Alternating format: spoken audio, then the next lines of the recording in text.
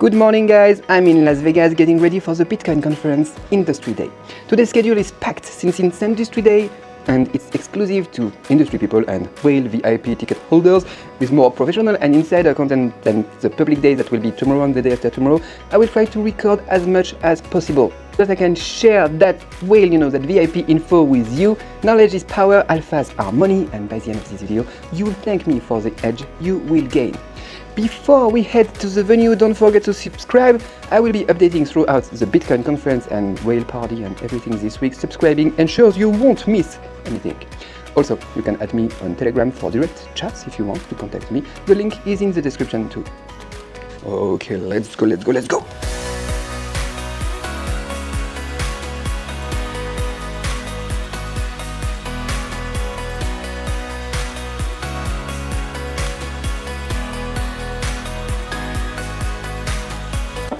That's all I needed, some coffee.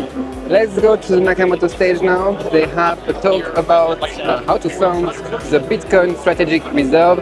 I think this one will get, it will be very interesting. So let's have a look. Well, I think it's similar to a strategic petroleum reserve, strategic gold reserve. Bitcoin is now becoming one of the largest asset classes in the world. We're at number 6 or number 8, I think it is, depending on how you count it. The only way you can do that is if you hold a lot of it. Why do we have a strategic petroleum reserve? U.S. is arguably one of the largest producers of oil in the world. You have it so you can manipulate price, right? Why do you have a gold reserve? Because it certainly doesn't back the dollar. So you have it so you can defend the dollar in the event of an attack. So a strategic Bitcoin reserve does two things. One, it shows that the U.S. says this is important for us. It's an important asset class, and it's a way to project power. And I think that's why he did it, and I think that's why you'll see the U.S. will build a reserve, and it will be substantial. All right. That being said, enough of government and geopolitics. Let's take a break for a while. I want to take you to see one keynote that I really like because it's really important for me. It's one from Bryan Johnson. I don't know if you know this vampire, but he is really interesting, and his philosophy goes really well, I think, with Bitcoin holdings and stuff like that. You can, in fact, meaningfully slow down your speed of aging through various things I'm going to talk to you about today. So, you probably hear a lot of things about health. It probably seems all very confusing, and people disagree with everyone about everything. So what do? I'm going to help you understand there's one marker in particular that will help you achieve the majority of the health benefits. Lowering your resting heart rate before bed, okay? So we're gonna spend about 5 minutes on this. Everyone put your phones down and let's focus on this, yeah? Okay. So my credentials in doing this is I scored 8 months of perfect sleep, okay? 100% sleep score for 8 months. I wanted to demonstrate you can in fact master the practice of sleep. I think we all know this. The most consequential thing happening in the world right now, of course, outside of Bitcoin, that's obvious. Second to Bitcoin is AI. AI is progressing at a speed that is unfathomable to our current minds. It is changing things beyond our ability to understand. As it does this, I want to put forward to you that as a species, we're going to be playing a new game. And whereas right now our games are primarily locked in on status, prestige, wealth, and power. That was a nice keynote. What he said, I know a lot already. I have the whoop stuff on my arm too, like him, stuff like that. I am tracking. I love to track. I track everything. But still, it reminds us a lot of, fundamental things that we have in crypto too. You focus on one main thing that is the most important, and you respect that. Like for him, it's sleep. But we talked about that already, for management of your portfolio, the proportions, how much Bitcoin you will allocate, to have a safe wallet, long term, stuff like that. And yeah, the measurements, track everything, have a strategy. A lot of people don't have strategy. I often talk about my strategies. Have a strategy and respect it. Like my 0.1 Bitcoin video, if you remember, you just have to write it down and respect it. I loved what he talked about gamification. We don't talk enough about gamification. So maybe we have to work on that, because everything is so easier when it's just a game. So he does that really well, and we should do that too for crypto. And not just with, GameFi, meme coins and stuff like that, but for traditional, investments that we can do with Bitcoin and ETH that are not that fun to start with. And yeah, slow and steady win the race. You have to have patience and reassess often based on what you are tracking. And yeah, it was really good though. So let's go back to the deep vault where I can grab something to eat and take you to the next keynote. For engaging the Lightning Network in small purchases, for example. We want to make sure that there's a de minimis amount. So if you are buying something with Bitcoin, you are exempt from IRS reporting if it's under $600. Things like that are important to making Bitcoin very, very useful and utilitarian within the US economy. So we think that we'll vote for cloture on Monday and start the amendment process just next week. And if we can get this passed, this will be the first piece of digital asset legislation to pass the US Senate. It is the first bill in 8 years to come out of the banking committee. Amazing. And so we don't have the muscle memory to legislate anymore. That's our job, is to legislate. But we've lost the mental muscle memory to do it. But we're trying to slowly recreate it, get the stablecoin bill passed, and then move to market structure. Okay, a lot of stuff that we heard about, a lot, and I talked about it in the videos talking about stablecoins. And yeah, it's all about, once again, like Lummis said, about extending the reach of the dollar and all about, national security. So yeah, stablecoins, they are the way to go. Even if it's hard to pass their laws, like, the Genius Act. They told us how hard it was like to pass laws like that.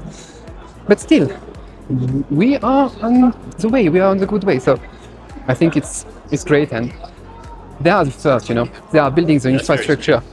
So it's really great for the US, for the future, and for the dollar. I think they did the good move. And I think the more I think about it, the more I think that it's really a shame for China.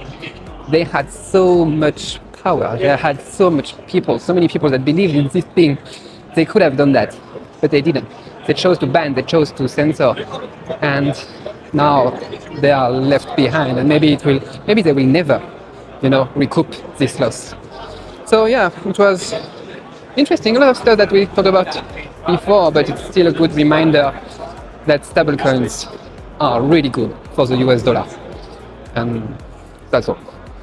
On to the next one. Let's see if we can go to the fireside with David Sack. A lot of events. It's crazy today. A lot of keynotes. On to the next one. What we accomplish exactly through price levels, I guess I want to measure it through innovation levels, but I will say that I did notice that Bitcoin just hit a new all-time high the other day, and that was great to see. Yeah. I don't think it's a coincidence. It's not, yes. I mean, look, at the end of the day, we see that blockchain, Bitcoin, crypto, this is the financial system of the future. And we want this innovation happening in the United States. We don't want it driven offshore. That's basically what was happening before, is because under the Biden administration, and as we all know, Elizabeth Warren had the auto pen, all this innovation was being driven offshore. It was being driven to other countries. And that's not the American way. I mean, the American way is always to be the innovator, the leader in technology. And we want this financial revolution happening in the United States. We want to be leading in this. We don't want to be driving it offshore. It's crazy. All right, I'm back in the room. The keynote ended with David Sachs that you just saw a few seconds ago. I got here, charged the batteries for the camera, have a quick rest, but just 10 minutes, I'm just plan everything and it will go smoothly as okay.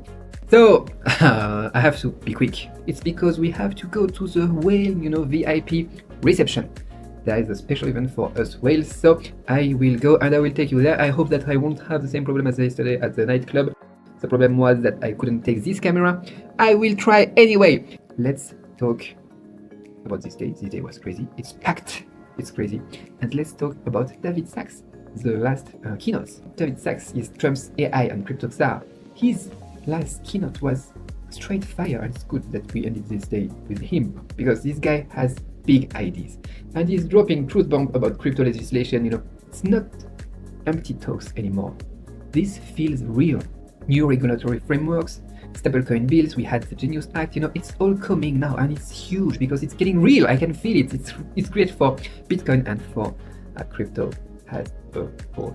And yeah, that's great. But in the same time, there's a small problem because it's all Trump. Trump is pushing crypto hard, and that makes the minority party throw a wrench in the gears. It's politics, am I right? Still, bipartisan bills are still going through, and Sachs is out here making it happen with Senator Lummis, and yeah, he is great, and he makes a killer Trump impression. I will put the clip, or we will find the clip. I recorded it, but maybe we will have a better version of it. It was so funny. I know you guys really created Facebook. I know it was really you guys who did that. And yeah, I know you didn't win that court case, but it's okay because you guys got dealt a lot of cards. You're very rich, very handsome. You got dealt a lot of cards. Supermodels with big brains, right? But yeah, his vision is clear, and his vision is for clear rules.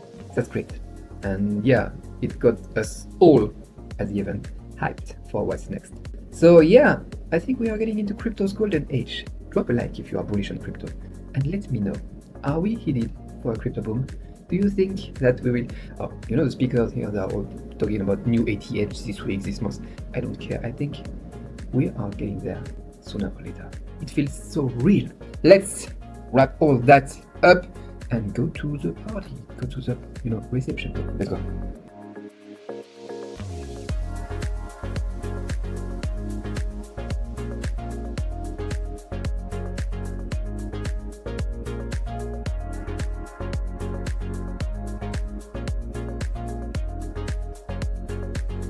Hi guys, I'm here in Las Vegas at the Bitcoin 2025 conference, and let me tell you, it's the end of the day, I'm a bit tired, but I'm still thinking of what happened today and what Saylor said. He dropped some serious wisdom in a Q&A session that had the room on fire, This guy, he doesn't just talk about Bitcoin, he lives it, he breathes it, and it makes you feel like you are part of something massive. It's 3 o'clock in the morning. He started by comparing Bitcoin to the gold standard of the 19th century when the Rothschilds ran the banking world. Back then, gold was cash, but sovereign debt was what circulated, Fast forward to today, Saylor says, Bitcoin's digital gold. If you look at Bitcoin today, Bitcoin's digital gold, it's digital cash. What does it mean? It's a bearer instrument, a monetary instrument. What do I think is going to happen? I think it's going to keep growing from $1 trillion to 10 trillion to 100 trillion. It's going to keep getting bigger and bigger in the capital stack. That stuck with me because it's not just a prediction, it's a vision of Bitcoin as the backbone of the future financial system. Then he dived into AI. The consequences of AI is digital intelligence, Bitcoin is digital capital. The consequences of the AI is that the AI is going to do the work of 1 billion people, then 10 billion people, then 100 billion people, then 1 trillion people. Saylor argues that AI is going to replace human labor through robots, self-driving cars and smart appliances. It's already the case, we have 4 companies of self-driving cars in Las Vegas today. Land and labor, their value is going to crash, but capital, it's going to explode. And where is that capital going to flow?